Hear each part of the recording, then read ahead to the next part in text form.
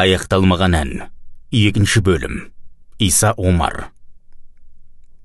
Жазира табыскер компаниясында болған әңгімені жалғыз ғана Гүлайнамен бөлісті. Оның шет жағасын естігеннен-ақ Гүлайнаның көздері шоқтай жайнап кетті.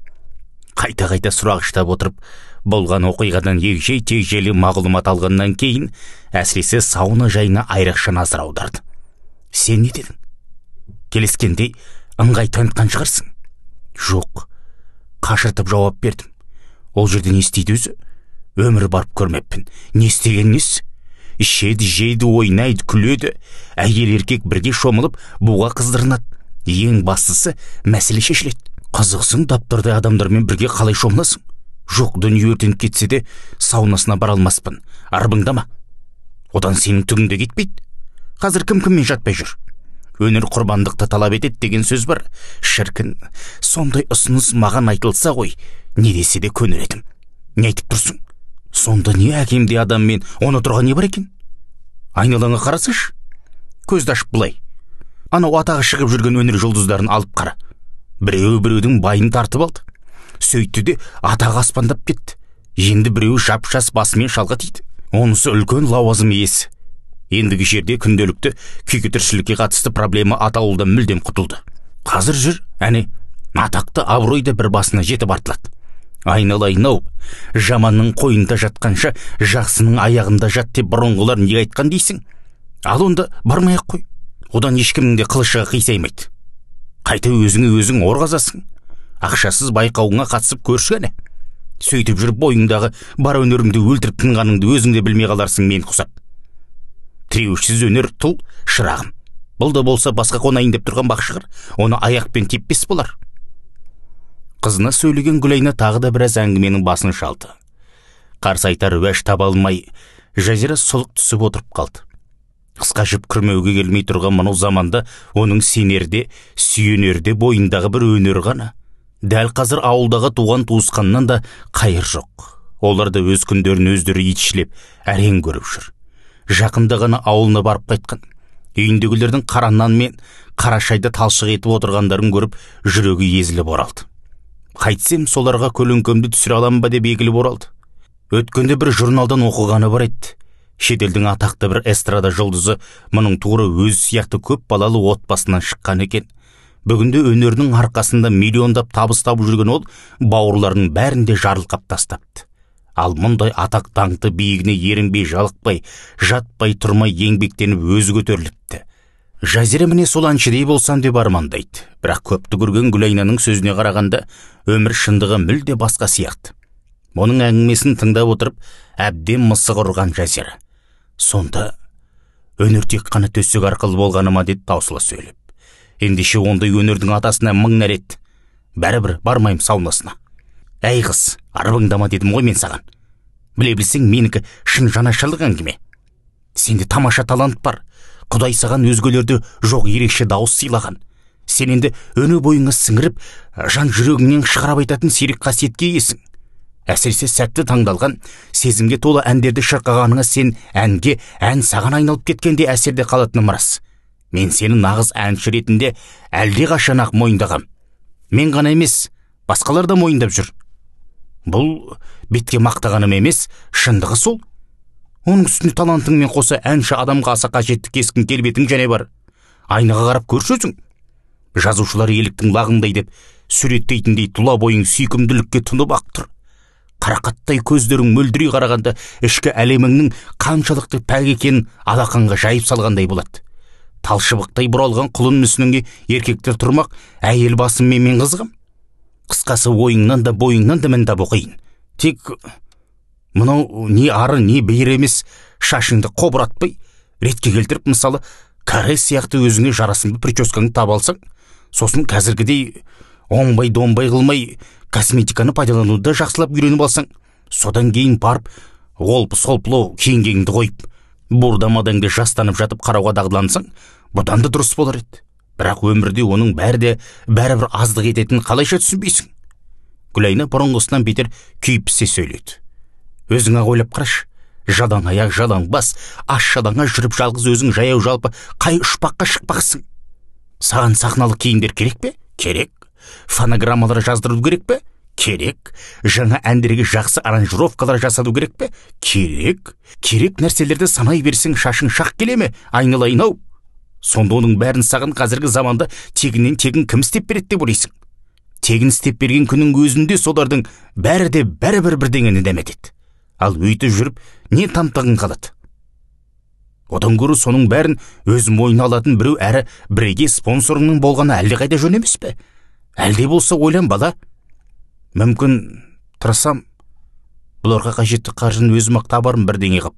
Жазира бәрібір мойынсұнғысы келмей, төмен қараған күйі көмілжей сөйледі. Гүлайна күйіп кетті.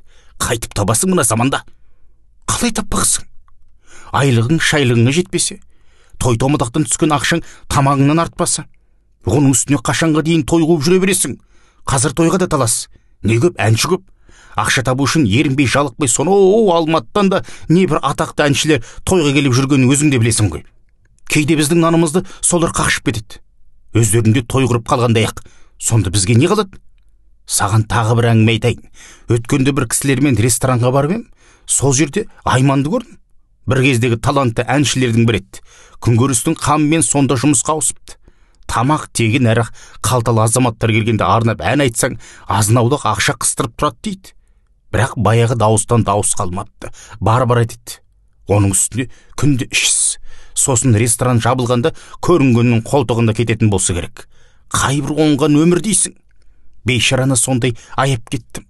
Асыл Заманбекұлы сияқты бір мықты азамат өз қамқорлығына алса, дәл осыншалықты құлдырап кетпесе дау деп ойлаймын. Кім білсін, мүмкін әлде кеш емес шығар. Осыны айтқан Гүлайна бір уақ үнсіз қалды. Жазира ауыр күрсінді. Одан кейін екеуінің де артық ауыз әңгімеге зауқы соқпай, сүлесоқ қалып та өз ойларымен өздері болып кетті. Әлден уақыттан соң Гүлайна шаршаң көдімен. Дегенмен сауна жайлы тағы да ойланып көр, деді манағы әңгімеге қайта оралып. Ол жерде саған ешкім зорлық жасай қоймас. Көңілің шаппаса, алдап сулап құтылуға да болады ғой. Мүмкін әңгіме мүлде басқаша болатын шығар. Барып көрсе әуелі. Нен кетеді? Жазира жауап қатқан жоқ. Бәрібір ол жаққа аяғы тартар емес. Қаланың шеткері жағына орналасқан арғымақ мейрамханасына таксилетіп жеткенде сағат тура кешкі 8-ді соғып еді. Жан жағына алағы жұлақ қарап, алаңдап тұрған Арман ағайын Жазира алыстан таныды. Тездетіп қасына жетіп барған мұны көргенде ол қуанып кетті. Дер кезінде келгеніңді қараш. Келмей қойып, ұятқа қаланба деп тұрым. Сенің аты жөніңді асабаға жаздыртып қойдым. Бірінші ақ шағала әнін айтатын болдың. Уақыт тиіп жатса, әрі қарай көре жатарсың. Қазір көп кешікпей тойда басталады. Дайындала бер. Киімдерің қайда? Бастығы Жазираның бас аяғын түгел шола қарады. Мокрый теленок деп аталатын алқызыл түсті матадан тігілген кең қолтық ұзын етек көйлегі оның көңіліне онша отырмай тұрған сияқты. Әртіс киімдерің қайда, деді ол тағы да. Әкелген жоқпын. Неге? Бүлдіріп алдым. Не дейді тағы? Арман Орынбасаровтың даусы қатты шығып кетті. Көздері ежірейе қарады. Жазира бұл сұраққа не деп жауап берерін білмей, жанарымен жер шұқты. Осы тойға әртіс көйлектерін киіп келмек болып, 3-4 сағат бұрын қам жасап еді. Қос ете көйлегінің бір-екі жеріне дақ тиген екен, оны мұқият жуып, жайып қойды. Сосын өзіне ерекше жарасатын сусар бөркін киіп көріп еді, оның да кірлей бастаған байқады. Көп ойланып жатпастан оның да жуып тастады. Ал кепкеннен кейін қараса, баяғы сусар бөркі көркінен айырылып, мыжырайған тұмаққа айналып шыға келіпті. Алғашында мұны көргенде еріксіз мырс етіп күлді де, іле-шала қыстыға жылап жіберді. Өйткені бұдан басқа оның сахнаға киіп шығатын бас киімі жоқ еді. Өзіне дейін мәдениет сарайында талмай ән шырқаған талай әншінің басын көрген қайран бөрік тозып біткен екен. Олай бұлай тарап, қанша әуреге түскенімен суға түскен тауықтай сүмпүйген қалпынан танбай қойды. Ақыры болмаған соң бөрікті босағаға атып ұрып, бастығы қайта-қайта пысықтап тапсырған тойдан қалып қоймайын деп, қалтасындағы бар ақшасына көшеден такси ұстап, келіп жеткен беті осы еді. Көздері ежірейіп, Жазирадан жауап күткен бастығы оның жанармен жер шұқыған түрін көріп, төлейсің, төлейсің, деді күйіп пісіп. Абырой болғанда сәлден соңға қайтып сабасына түсті. Жарайды, енді оны кейін көре жатармыз. Бірақ бүгін әнді жақсылап айтатын бол. Тойға бірыңғай тұздар келетін көрінеді. Өзіміздің мәдениет сарайының атын шығаруымыз керек. Мұндай мүмкіндік күнде туа бермейді. Жұртты қазір концертке айдап апара алмайсың, ал бірақ тойдан құр қалғанын көрмейсің. Өнерді осындайды көрсету керек. Өзінің кінәлі сезініп тұрған Жазира басын изей берді. Әңгіменің аяғы дау-дамайға ұласып кетпегеніне қуанды. Оның ойына осыдан 3-4 айдай бұрынғы Өнербай оқиғасы оралған болатын. Өнербай күйші жігіт, мәдениет сарайында бірге істеген. Осындай бір тойда өнер көрсеткеннен кейін ол той соңында удай мас болып, күмбірлеген су жаңа домбыраны жерге ұрып сындырыпты. Мәдениет сарайы ұсталарға арнайы тапсырыспен жасаттырған керемет домбыра еді. Бұған тас талқан болып ашуланған Арман Орынбасаров Өнербайды бір-ақ күнде жұмыстан қуып жіберді. Ал жалақысынан бір тиынды бергізбей, домбыраны құны деп түгелдей ұстатқызып қалды. Өнербай домбыраға тіл бітірген талантты күйші еді. Мәдениет сарайында көптен бері істейді екен. Оның жанында жұмысқа кіргеніне 1 жыл енді ғана болған Жазира кім тәйгір. Алғашында ол осыны ойлап қорқып кеткен болатын. Бүгінде қит еткеннен ақ жұмыстан қуылып көшеде қалып қою оп-оңай емес пе? Бастығының соңғы сөзінен кейін барып көңілі аздап демделген. Жазира айналасына енді ғана зер салып қарай бастады. Жұрт тойға жиналып та қалыпты. Адам дегенің ығы-жығы екен. Шамасы 1000 кісінің ожақ-божағы шығарау деп түйді ішінен. Я тыңдар құлақ болса, мұндай жерде ән айтуға әбден ақ болады. Жазира бүгінгі тойдың өзгешелеу болатын бірден байқады. Мейрамхананың айнала маңайы елден ерек, қызылды жасылды етіп безендіріліп қойылған. 3 жақ шетте көрнекі етіп жазылған 3 бидің сөздері тұр. Елді ынтымаққа, бірлікке, бөлінбеуге шақырған сөздер. Бірақ ол сөздердің екі жастың бүгінгі үйлену тойына қаншалықты қатысы бар екендігін Жазира әуелде түсіне алмады. Бұрын соңды көріп жүрген тойларда жас жұбайларға, ата-анаға, құда жекжатқа арналған қанатты сөздер жазылушы еді.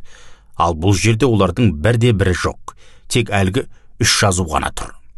Тойға келгендердің бәрі де нөмірленіп қойылған столдар мен орындықтарға жайғасып жатыр. Бірыңғай аппақ көйлек киіп, галстук таққан еркектер мен жарқырата алтын тағынған олардың әйелдері. Ылғи да ағайлар мен сығайлар сияқты.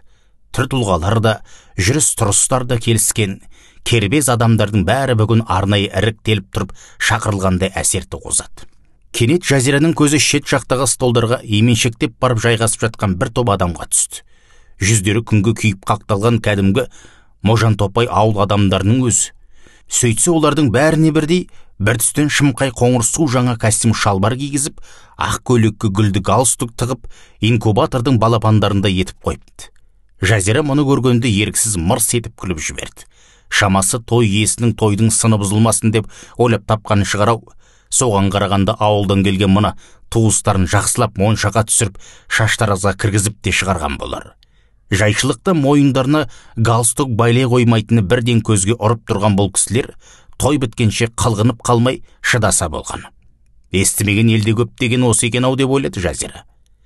Иықтарына зілдей қылып бейне камера артқан 5-6 оператор жігіт ары-бері зыр жүгіріп жүр. Және бір 3-4 жігіт тойға келген жұртты жарқ-жұрқ еткізіп суретке түсірумен әлек. Анандай жердегі автотұрақта қатарласа тізіліп, жұтынып тұрған неше түрлі шетел машиналар мен волгаларды есеп жоқ. Бұл жаққа жаяу жалпы адамның аяғы да жете қоймасау. Кенет автотұрақтың бергі шетіне аумағы есік пен төрдей қап-қара екі бірдей Мерседес машинасы заулап келіп тоқтай қалды да, есіктері шалқая ашылып, ішінен мұздай болып киінген 3-4 адам сау ете қалды. Осы сәт отырғандардың бәрі дүрете түсті. Бірнеше кісі қоғадай жапырылып, соларға қарай жүгірді. Маңайдың бәрі сыбыр-күбірге толып жүре берді. 2 бірдей министр келді. Бұл кісілерді шақырыпты ғой. Қайран өшекең-ай, тамыр танысты арттырған ақ екен-ау. Соңғы сөзді естіген кезде Жазира селк ете қалды. Өйткені бұл оған танысы есім еді. Мүмкін емес. Қалайша сол кісінің тойына тап болған? Мүмкін емес. Өткенде бастығының кімнің той екенін де сұрамапты.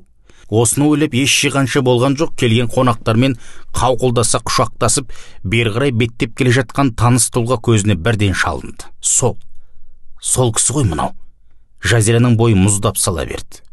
Табан астында ішкі жан дүниесі алай-дүлей болып, өзінің қойырға жер таппай кетті. Иә, бұл кәдімгі Ошан еді. Бүгін сол Ошанның келін түсіру тойы болып шықты. Үйленіп жатқан өзінің кластасы Жасар екен. Бір кездегі өзінің бала махаббаты Жасар. Өмірде дәл осындай кездейсоқтық болады деп ешқашанда ойлаған емес еді. Бұл оқиға Жазира үшін оқыстан төбеден қойып қалғанмен бірдей болды. Ошанды да, оның ұлы Жасарды да ертеме кешпе өмірде әйтеуір бір кездестіру мүмкін екенін білетін. Бірақ дәл бүгінгі күні, дәл осындай жағдайда жолықтырамау деген ой үш ұйықтаса түсіне кірген емес. Тағдыр шіркіннің бәрінде қолмен қойғандай қылып, қиыннан қиыстырып қойған айтсаш. Содан кейін-ақ Жазирадан маза қашты. Көңілі астан кестең. Айналада не болып жатқанда онша байыптап жатқан жоқ. Қасында отырған бастығы Арман Орынбасаровтың өзіне айтып жатқан сөздері күңгір етіп құлағына бір кірсе, бір кірмейді. Әйтеуір ұққаны ошанды жер-көкке сыйғызбай мақтап жатқан сияқты. Бүгінгі тойдан кейін атағы алысқа тарайтын болды деймау. Ошекің мәрт жігіт беруді де алуды білет деймау. Әйтеуір аузы тынбай сөйлеп жатыр. Бүгін бізді де жаман қылмайтын шығар деп қояды сөз арасында. Бүгін штат қысқартуды бастадым. Сені қысқартпайтын болдым. Сен қаласың дейді сосын қоқиланып. Бұл әңгіменің қазір не қатысы бар десеш. Тойға қызмет жасауға келген өнерпаздар дыбыс күшейткіш құрал жабдықтар орнатылған бұрыштағы столдардың біріне жайғасқан еді. Мең-зең күйге түскен Жазира дәл жанынан жарқын шыққан дауыстар жаққа немкеттілеу назар салды. Алматыдан келген белгілі сазгер жігіт пен әжептәуір танымал әнші әйел, сосын аты жөні жаңылтпашқа ұқсайтын атақты айтыс ақыны бәрі бір дастархан басында отыр екен. Әріректе жайғасқан екі өнерпазды жыға тани алмады. Шамалдан соң қаңғыр күңгір ансамбль ойнап, той да басталып жүре берді. Ортағы осы төңірекке аты мәлім біреуі ұзын, екіншісі бәкене бойлы екі бірдей асаба шығып, кезек-кезек тіл мен жақтарына сүйене тақылдап, бар өнерлерін сала тойды қыздыруға құлшына кірісіп кетті. Той емес, бейне бір сахналық көріністер қойылып жатқандай. Үстеріне әлем-жәлем әшекейлі ұлттық киімдер киіп алған асабалар дауыстарын театр әртістерінше мың құбылдан неше түрлі мәнерге салып, екі сөздің бірін мақал мәтелде сөйлеп, көпшілік қауымды үйіріп әкетуге жандарын салып бағуда. Иә, қазір не көп, асабамын деп жүргендер көп. Мұндай кезде барыңды салып өзіңді көрсете білсең, бір-бірімен бәсекелесе той істеп жатқандар өздері-ақ қолдан қолға тигізбей кетеді. Таласа тармаса тапсырыс береді. Ал егер тамадалық талантыңды таныта алмасаң, онда тек жоқ жітіктердің арзан қол тойларын алданыш етуге мәжбүрсің. Қолында бар адамдар да арғымақ емес, тек таланттарды таңдайды. Қолына су құйса да таланты барлардың құйғаны дұрыс. Бұл қағидадан ошандай абыройлы азаматтың да қалыс қала алмайтыны әбден заңды. Көп ұзамай әсем әуен әуеледей көтеріліп, ортаға жас шұбайлар шақырылғанда жұртшылық жапа тармағай орындарынан тұрып, дүркірете шапалақ ұрды. Оң жағында отырған бастығы шынтағымен бүйірінен түртіп қалғанда барып, әлі де мең-зең күйдегі Жазира орнынан атып тұрып, есін жиды. Ортаға жарқ етіп жасар мен оның қалыңдығы жарқырай киінген бір топ нөкерлермен бірге шыға келген кезде Жазираның жүрек соғысы жиілеп кеткендей болды. Алғашқы кезекте оның көзі бірден қалыңдыққа түсті. Алып бара жатқандай ажарлы емес сияқты. Ат жақты қалың қабақты қыз екен. Оған қарағанда жанында тұрған жасар әлде қайда әдемі сияқты. Көрмегелі қай заман. Одан берде кәдімгідей өзгеріп, сұңғақ бойлы, сымбатты жігіт болыпты. Қысқа етіп қидырған көмірдей шаштарын оң жағына қарай қисайта тараған. Иығын тіп-тік ұстаған күйі айналасына күлімсіреп қарайды. Күлімсіреген кезде ептеп қысыңқы қой көздерінен мейірім шуағы төгіледі. Дәл сол баяғы көз қарасы. Онысы титтей де өзгермепті. Жасардың қасындағы қалыңдықтың орнында бүгінгі тойда нақ Жазираның тұруы да әбден мүмкін еді-ау. Жазираның ішін өкініш пе, әлде қызғаныш па, әйтеуір қара мысық тырналап өткендей болды. Жас шұбайлар төрден орын алғаннан кейін сарт-сұрт етіп, сан алуан түрлі ұзынды қысқалы, жуанды жіңішкелі бөтелке тығындары ашыла бастады. Қайда барсаң да ішкілік. Сазгер жігіт мұның стақанына бөшкедей тараз бөтелкесінен шүпілдетіп арақ құйды. Жазира алғашқы тосты ешкімді қинатпай-ақ ақ қылып алып тастады. Қасындағы бастығы бұған оқшырайып бір қарап қойды, бірақ үндеген жоқ. Енді Жазира төрдегі жартылай киіз үй түріндегі арнайы орынға жайғасқан жас шұбайлар жаққа назар аударды. Олардың айналасындағы қызылды жасылды электр шамдары жыпылықтай жанып, көздің жауын ала жайнап тұр екен. Төбе жақ тұстарынан жас шұбайлардың аттар жазылған жазу жалт-жұлт жана бастапты. Содан білді, қалыңдықтың аты Қаламқас екен. Жасар Қаламқасына қарай қисайта мойнын бұрып, күлімсірей қарайды. Құлағына әлденелерді сыбырлап қояды. қалың қабақты қаламқастың ат жақты жүзі бал-бұл жанады. Жазира көзін тез тайдырып әкетіп, енді ол жаққа қайтып қарамауға тырысты. Сазгер жігіт стақанына тағы да құйып қойған екен, бәрі қосыла соғыстырғаннан кейін және бір алып тастады. Бастығы деп жөткірініп қойды. Бұл жолды жеңіл кетті. Тараз арағы таза болса керек. Бірақ аш қарынға ішкендікі ме ептеп басы айнала бастағанын сезді. Көңілі де көтеріле бастағандай. Дастархан үсті неше түрлі тағам түрлерінен сіресіп тұр. Құс сүтінен басқасының бәрі бар дерліктей. Қарама қарсысында отырған сазгер жігіт шанышқысымен мұның тәрелкесіне әрқайсысынан бір-бір шаншып салып, адысын толтырып қойды. Жазира сонда ғана өзінің қарны ашып қалғанын білді. Бұлар тұратын жатақханада электр жарығы бірде болса, бірде болмай қалатыны бар еді. Оның үстіне соңғы кездері газда өшіп тынған болатын. Сөйтіп ол аштан аш, күйі апыл-ғұпыл жиналып, асығыс-үсігіс осылай қарай зымыраған. Міне, өмір де осы жерді айтты. Газ, тоғымен ешкімнің шаруасы жоқ. Не ішем, не жейм демейсің. Тойда тойып қал. Той деген сөздің өзі сірә тойу, тойдыру деген ұғымнан туындаған шығарау.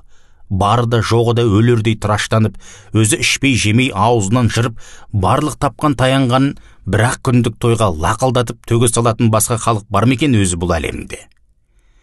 Жазира айналасында болып жатқан арду-дырду өмірге сүлесоқ қана қарап отыр. Тойдың бас жағында құда-құдағилар шығып сөйледі. Шомбал денелі, бұжыр бетті, жасы елулерді жағалап қалғанмен жүріс-тұрысы шыныққан аттай ширақ той егесі Ошан өзінің кербес қимылды, келісті келген әйелмен бірге сөз сөйлейтін ортаға маңғаз басып шыққан кезде төр жақтан жастар өздері деңгейлес, жақсылап киінген ерлі зайыпты екеу орындардан тұрып бұларға қарай беттеді. Жаңа құда-құдағилар бір-бірімен қайта-қайта төс түйістіріп, шөп-шөп сүйісіп жатты. Жазираның жанындағы Арман ағайы аузын қалқалай сыбырлап, бұған түсініктеме беріп жатыр. Тең-теңімен, тезек қабымен деген осы ғой шіркін. Кіммен құда болды біледі бұлар. Мынау той егесі, Ошекең бүгінде қаладағы белді мекемелердің бірін тіреп тұрса, ал оның құрдасы Әлекең де осал адам емес. Ол кісі жақында ғана жекеменшікке өткен үлкен кәсіпорындардың бірін басқарады.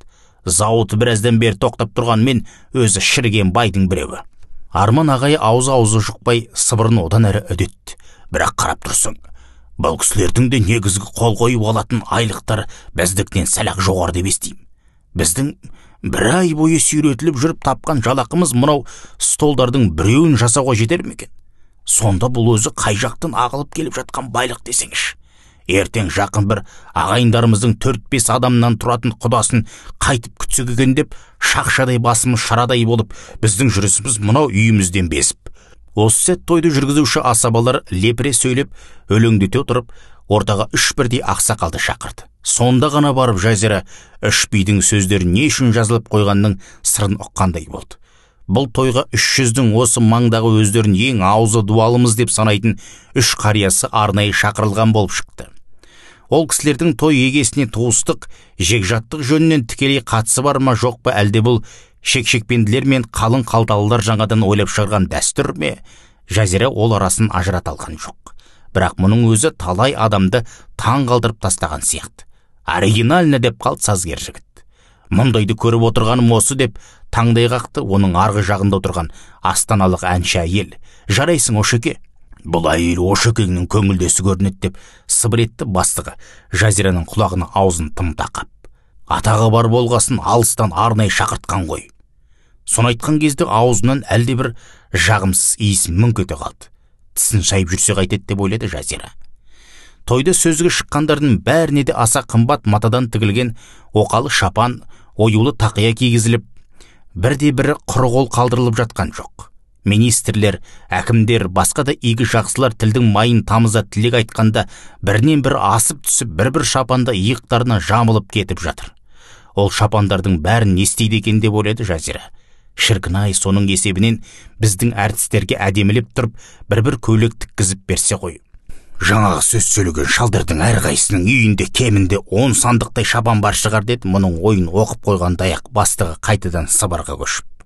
Өйткені бұл кісілерді қашан көрсем той жиыннан көрем. Мен көргенде сірәді құралаққан қалған жер жоқ. Бірақ солардың шапаннан бас тартқанын не болмаса біреуге кигізіп жіберген көрсеп көзім шықсын. Жазираның көз алдына бағана жуылғаннан кейін сөмпиіп шыға келген тұмағы елестеді.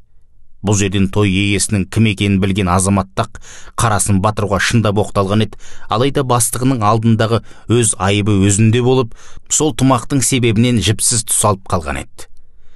Тойда міндетті түрде сөз берілуге тиісті мен деген адамдар жыртылып айырылып жатқандықтан болса керек, ән биге аса көп кезек тие қоймады. Атақты айтыс ақыны саналып жүрген жігіт алғашқы кезекте арқалана айғайлап арна өлеңін айтқаннан кейін қайтып орнынан қозғалған жоқ. Астанадан келген әнші әйел мен сазгер жігіт екегіден ән айтты. Жазираға бір-ақ рет кезек тиді. Ал әлі аты шығып үлгермеген өзге өнерпаздарды сол күйі елеп ескерген ешкім болмады. Асабалық қылған азаматтар елеусіз адамдарға ән айтқызып, уақыт кетіргеннен гөрі елеулі деген лауазым иелерін көбірек сөзге шығарып алуды жөн көрген болу керек. Кәдімгі алқалы жиналыстардағы сияқты қонақтарға қызмет дәрежелері мен атақ абыройларына қарай рет-ретімен сөз беріліп жатқанда, Жазира осыны түсінді. Өнерпаздар тұрмақ, нағашы, жиен, бөле, жекжат дегендерге де жуық маңда кезек тимей қойды. Көз алды буалдырлана бастаған Жазира өзінің аты аталып, ән кезегі берілгенде бірден бойын жиып алуға тырысты. Бұл орнынан тұрып, микрофонды қолына алар алмастан ақ, Ямахада ойнап отырған жігіт сырлы сезімге толы ақ шағала әнін сызылта жөнелді. Бойын тіктей ұстап, терең дем алғаннан кейін егін биік көтеріп, көздерінің мұң ұялаған қалпы жанарын әлде қайда алыстаған нүктеге қадай қараған Жазира сазды да назды әуенді әуелете бастады. Бағанадан бері той қызығына түсіп, өзірі дуылдасып жатқан ат шаптырым тойхана іші бір сәт тына қалғандай болды.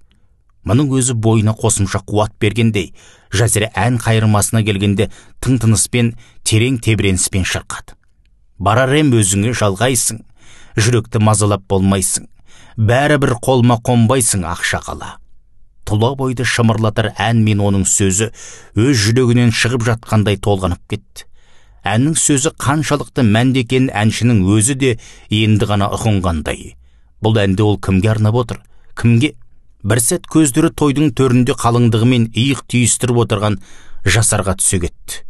Ол өңі боп-боз болып, бұдан көз айырмай қадала қарап отыр екен. Қасындағы қаннен қаперсіз жымия күліп, құлағына әлденелерді тоқтаусыз айтып жатқан қаламқасының сөзіне мүлде назар аударар емес. Бейне бір басқа әлемге еніп кеткендей, көздеріндегі мейірім шуағының орнын мұң басқан сияқты. Оның жүзіндегі манағы шаттық қайда? Неге мұңайды екен? Не ойлап кетті?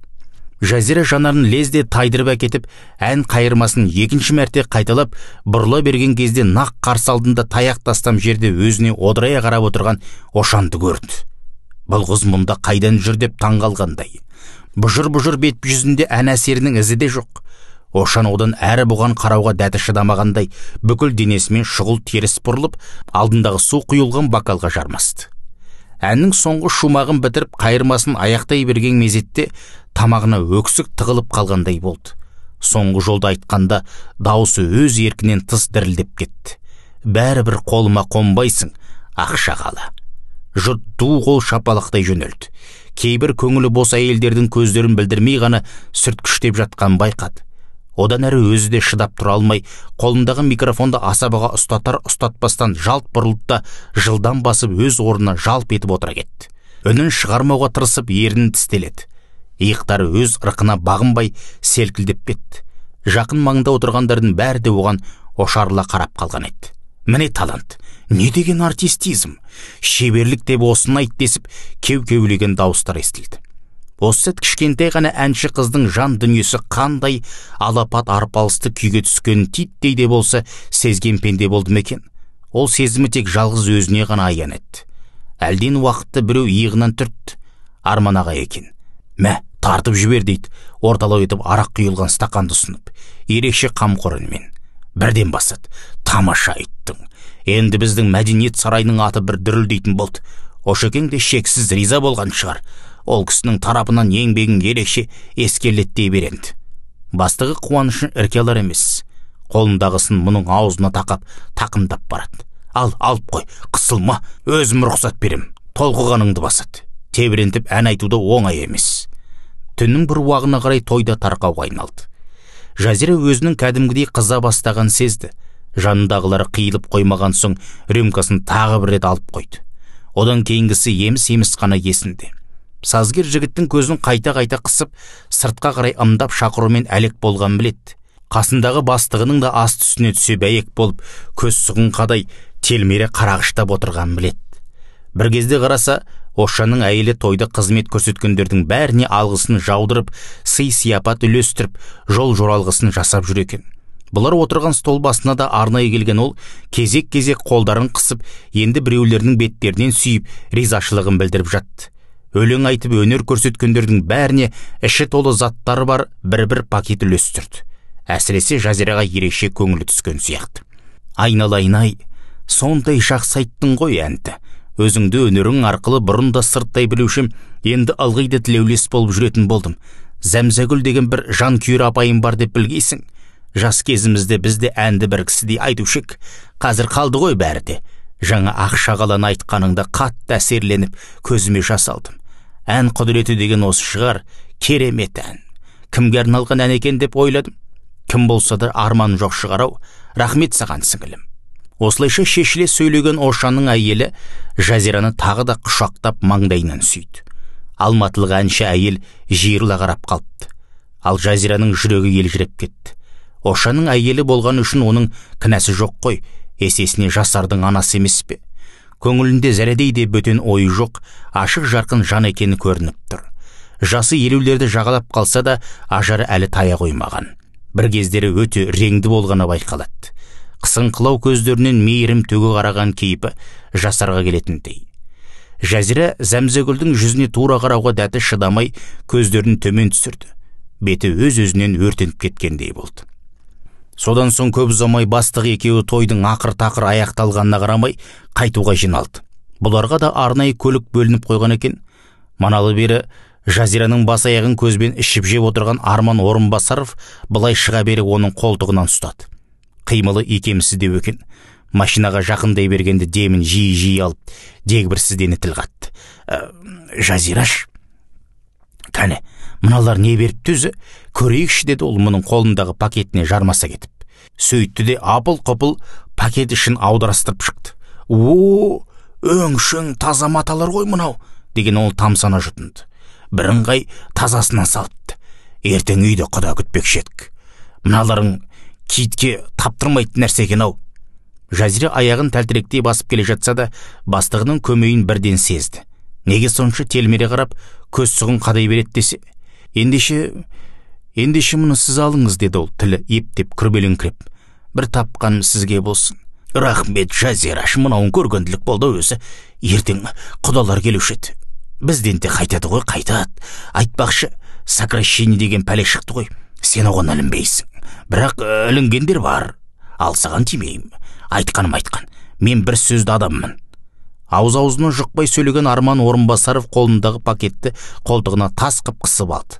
Ақ түсті ГАЗ-24-тің артқы орындығына жайлана жайғасқан олар машина есігін сарт-сұрт жапты да қап-қараңғы көшемен қалаға қарай жүйітке жөнелді. Жол бойы бір-біріне ләм-мим деп тіл қатқан жоқ. Жатақханаға жарық әлі берілмепті. Айдала тас қараңғы. Жазира машинадан түскен бойы жатақхананың абажадай темір есігін жұдырығымен тарсылдата қақты. Қазір деп айғайлаған дауыс естілді іштен. Вахтер кемпір әлі ұйықтамапты. Темір есіктің жанындағы әйнектен сығалай қараған ол, сен екенсің ғой, деді жақтырмай сөйлеп. Арақ шарап алуға келген біреуме десем, есікті соншама тоқпақтап. Құлыпты салдырлата есікті аша берген сол еді. Жазира ішке сүйретіле кірді де екінші қабатқа шығатын баспалдақпен теңселе жоғары көтерілді. Арт жақта есікті қайтадан салдыр-гүлдір еткізіп жауып жатқан вахтер кемпірдің күңкілдей сөйлеген дауыс естіліп жатты. Тістегенің не күндіз не түнде аузы құрғамайды екен-ау. Келді жаңада біреуі қисалаңдап.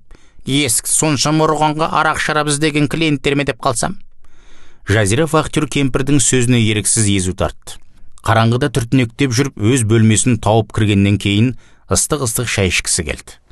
Манағарақтың әсерінен жүрегі айнығандай болды. Бірақ шай қойып шетіндей жағдай жоқ екен есіне түсіп, ертерек жатып демалуды ойлады. Үстіндегі киімдерін шешіп тастады да бөлменің бір бұрышындағы краннан мұздай суды ағызып қойып ұзақ жуынды. Сонда ғана барып бойы сергек тартқандай болды. Беті қолын асықпай сүртінгеннен кейін Жанында тұрған көлемі кісі бойындай айнаға жақын келіп өңіле қарады. Терезеден айнаға себезгілеп түскен ай жарығының әсерінен өзінің бет жүзін ап-анық көрді. Қара көлеңкеде сұлуланып кеткенде екен. Есіне Гүлайнаның мұны суреттеп айтқан сөздері түсіп, жымиып қойды. Шынында да айнадағы өз көздері өзіне мөлдіре қарап тұрады. Жіңішке, иректеу қастары жазық маңдайына үйлесе қалғандай. Тәмпіштеу мұрны мен жұқалаң ерінде дөңгелек жүзіне жараса қонған. Гүлайна айтқандай, тек иығына қобырай түскен шаштары шырайын онша ашыңқырамай тұрған сияқты. Жазира енді айнадан бір-екі қадамдай ұзап, олай бір, былай бір бұрылып қарап, өз мүсінін қызықтады. Бұрын соңды киімін шешіп, кім айнаға қарап көріпті. Бұл өзі бір қызық нәрсе екен. Өзінің жартылай жалаңаш денесін бастан аяқ көзбен шола отырып, өмірінде тұңғыш мәрте барлық дене мүшесіне қайта-қайта зер сала қарап шықты. Мойнынан төмен қарай қиғаштай құйыла біткен иығынан бастап ең ақыры түп түзі біткен тоқ балтырларына дейін өзіне қатты ұнады. Өз мүсініне өзі алғаш рет саналы түрде сұқтана қарады. Осылайша айнаға қарап, өз мүсіннен өзі кемшілік тапқан қыздар қандай күйге түсер екен деп ойлады ішінен. Өзі үшін ойламаған жерден жаңалық ашып, Жазираның жабырқау жаны жадырап сала бергендей болды. Көңілі бірден көтеріңкі тартып, аңылдап ән айтқысы келді. Адамға қуану үшін көп нәрсенің керегі де жоқ екен-ау. Бағанаға алай-дүлей сезімдерден жұрнақ та қалмаған сияқты. Мастығы да тарап кеткендей, тек шекесі ғана сәл-пәл шыңылдайтын тәрізді. Ол үй ішіне киетін жасыл түсті сусылдақ шәйі халатын тез-тез киініп, шашын қолмен асығыз реттестірді де, есігін сырттан кілттеп, 3-ші қабатқа қарай беттеді. Гүлайнадан хабар алмақ. Гүлайна тұратын 77-ші бөлменің есігі құлыптанбапты. Сырттан тық-тық еткізді, ішке қарай итеріп қалып еді, бөлме іші балауыз шамның жарығымен ала көлеңке тартып тұр екен. Түннің бір уағы болса да ұйықтамай, жалғыз өзі терезеге телміре қарап, мұңайып отырған Гүлайнаға бірден көзі түсті. Алдындағы стол үстінде 3-4 тілік қатқан нан мен қалай болса солай туралған қияр жатыр. Столдың қақ ортасында аузы жаңадан ғана ашылған Қазақстан коньякі тұр. Аша сала тартып жіберген болу керек. Бөтелке жанындағы рюмканың түбі қызарып көрінеді. Қайда барсаң да ішкілік. Самапал сияқты деді Гүлайна, көңілсіз ғана алдындағы бөтелкені иегімен ұсқап. Дәмі де дәм емес. Қайран баяғы коньяктар-ай. Дегенмен мынаның да градусы әжептәуір екен, бірден қыздырды. Өткенде бір тойдан түсіп еді.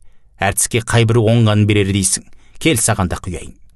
Гүлайна тағы бір рюмка шығарып, екеуіне де меймілдетіп құйып қойды. Сосын дауысы жердің астынан шыққандай бәсең тіл қатты. Мені қысқартып жіберді. Бағана жолым түсіп, жұмыс жаққа кіре салып ем, осыны естіп қайттым. Қалайша? Жазираның дауысы қатты шығып кетті. Солай болды. Тізімге мен дәлініппін. Гүлайна солқылдап жылап жіберді. Кірпігіне жаққан бойы көз жасымен араласып, шүйкедей бетін айғыз-айғыз етіп төмен қарай құлады. Иығы қушиып, бір уыс болып бүрісіп отырып қалды.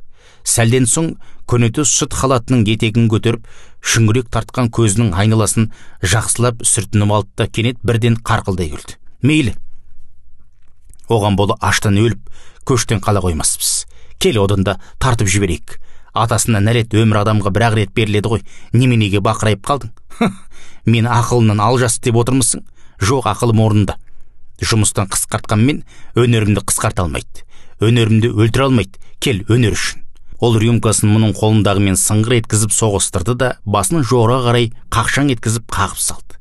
Бір тамшы да қалдырған жоқ. Сосын қатқан нанның бір тілігін алып, мұрнына тақап, құшырлана иіскеді. Содан кейін нұр қашқан көздермен бұған мөлие қарап еді, тағы да мөлт-мөлт жас көрінді. Ары қарай Жазираның да дәті шыдамай, қанша жерден бетіне қарай алмай тұрса да, Гүлайнаның көңілі үшін қолындағысын орталай ішіп тастады. Күйік татыған кермек дәм тамағын қырнап кеткендей болды. Өткен сенбіде Орынбасаров қайнар ресторанында болған үлкен бір сүндет тойға апарған еді деді. Гүлайна орындығына арқасын тірей жайғасып алып әңгіме бастап. Домбырамен 3-4 терме айттым. Өзімді көп қинап қойдым ба, әлде мұздай су ішкендікі ме, соңына қарай дауысым да қарлығып қалды. Той біткен соң көңілі түссе керек, той егесі мырзалық жасап $50 берді. Мұны Орынбасаров та көріп тұрды. Бірақ бұл жолы бұрынғыдай бастықпен бөліспей, жыным ұстап, көзді ала бере қашып кеттім. Қайтейін, біраз қарызым бар еді, Ақша иесі жанымды қоймай жүрген. Ең бастысы соған беріп құтылдым. Алайда одан құтылғанымды қайтейін, сол оқиғадан кейін-ақ Орынбасаровтың қырына іліккенімді бірден сездім. Содан соң ақ ол менің сәлемімді дұрыстап алмай қойды. Ақыр осылай боларын өзімді біліп ем. Мұны естігенде Жазира жағасын ұстады. Мана әлде өзімен өзі болып онша мән бермеген екен-ау, бастығы мұның да бар тапқан түгел сыпырып алып кеткен жоқ па? Неткен қасқыр заман еді, қайда қарасаң да жаппай пайда ойлаған біреу. Сәл әлсіздік көрсетсең, қаныңды сүліктей сорған адам. Базарға барсаң, көзіңді бақырайтып қойып тараздан жейді, ет алсаң саудырлаған сүйегін салып жібереді, ішектің ішіне қазы деп алдап шандыр тығады, қымыз орнына күріштің суын аштады, кәуапты есектің етінен жасап сататындар да бар дейді. Сонда бұл не болғаны? Өткенде шөлдеп кеткесін көшеден бір стакан газды су алып іше қойып еді, 10-15 қадам ұзамай жатып-ақ жүрегі айнып әбден лоқсыды. Су емес, у ішкендей болды. Тағы бірде үйге келген бөлкен нанды турай беріп қараса, іші тұтас кебек болып шықты. Енді ең қасиетті деген нанды да пайдакүнемдік пиғылдарына пайдаланатын болғасын не сұрайсың?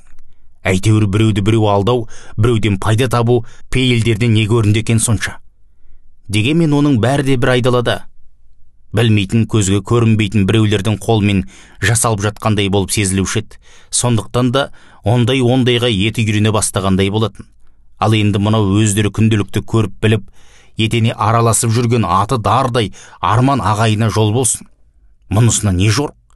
Енді кімге сенеді? Қайда қашып паналайды? Орынбасаровтың озбырлығы бір осы деймісің, деді Гүлайна шаршаңқы кейіппен. Ол баяғы күйші Өнербайға да осы өнерін көрсеткен болатын. Байғыз күйші өзінен нан тауып беріп жүрген қастерлі домбырасын қайбір жетіскеннен сындырды дейсің, бәрі де күйіктік. Бастық Өнербайды ылғи да өзі тойға ертіп апарып түскен табысты қақшып алып қояды екен. Атаға беремін деп алдап сулайтын көрінеді. Қалтасы қағыла берген Өнербай ақырында бір тойдан соң ішіп алып бастықтың бетінен алыпты. Ерегестен кейін өзі мас адам өшін домбырадан қайтарған. Орынбасаровқа да сол керек қой. Қарамағындағы қызметкердің беттен алғанын қай бастық жақсы көруші еді. Өнерді аяқ асты еттің деп оқиғаны ізін суытпай-ақ ол Өнербайды жұмыстан қуып, құйрығына қоңырау байлап жіберді. Кінә өзіңде, кімге барып шағынарсың? Бірақ сенде ондай кінә жоқ қой. Шағынып көрсең қайтеді, сонда не әлсіздерді таптап кете бере ме? Жазира Гүлайнаға дем бергісі келді. Сөзіңе болайын. Қысқартудан бүгін аман қалғанмен ертең тыныштық береді деймісің? Қыр соңынан қалмай мүйіз дегеннің көкесін сонда көрерсің. Ақырында артыңа шала байлап масқара қылу оп-оңай. Оның бер жағында менің сөзімді сөйлейін деп отырған кім бар? Егер Асыл Заманбекұлы сияқты тіреушің болса, онда әңгіме басқа болар еді-ау. Асыл Заманбекұлының аты аталғасын Жазира үнсіз қалды. Арман ағайының қылығы туралы да жағашпай қоя салды. Дегенмен бізде өлмеспіз, деді Гүлайна, рюмкаларға тағы да бүлкілдетіп коньяк құйып жатып. Өмірде бәріне дайын болу керек. Өмірдің биігінен гөрі күйігі көп пе деп қалам кейде. Кел енді күйік үшін шейік. Енді не істемексің, деді Жазира, кезекті қиярды қытырлатып шайдап отырып. Барлық жерде қысқарту жүріп жатыр. Айманның жанына ресторанға барам. Гүлайна нық сөйледі. Басында бостандық болады. Егемен ел болам. Ал күндіз базарға шығып коммерциямен айналсам. Келіп тұр, саған арзан берем. Алсаң бағасын түсіріп берем. Гүлайнаға қосылып Жазира да сықылықтап күліп жіберді. Содан кейін екеуі тағы да бір-бірден тартып жіберіп, көтеріңкі көңілмен қосыла ән шырқады. Ән бастаған Гүлайна. Қоңыраулатқан көктемде, найзағай шаншып өткенде есіңе мені алғайсың. Шын көңілден айтқасын дауыстар да шырқырай шыққан болу керек. Әнді айтып бітер-бітпестен ақ бөлменің астындағылар мен үстіндегілер жылу құбырларын даңғыр-дұңғыр еткізіп тоқпақтай жөнелді. Түннің бір уағы болды ғой, ұйқы бересіңдер ме жоқ па түгі? Деп барлыққан еркек дауыс естілді көрші бөлменің терезесі жақтан. Әртіс дегендер жын шайтан болады деуші еді, рас екен-ау деп күңкілдеген әйел дауыс шықты оның қасынан. Бұлар әлгінде ғана аяқтаған әндерінің қайырмасын тағы да қайталай жөнелді. Есіңе мені алғайсың. Келіңдер, арзан берем, алсаңдар түсіріп берем деп айғайлады Гүлайна шексілесі қата күліп. Жылу құбырлар одан сайын өршілене даңғыр қақты. Жалғасы бар.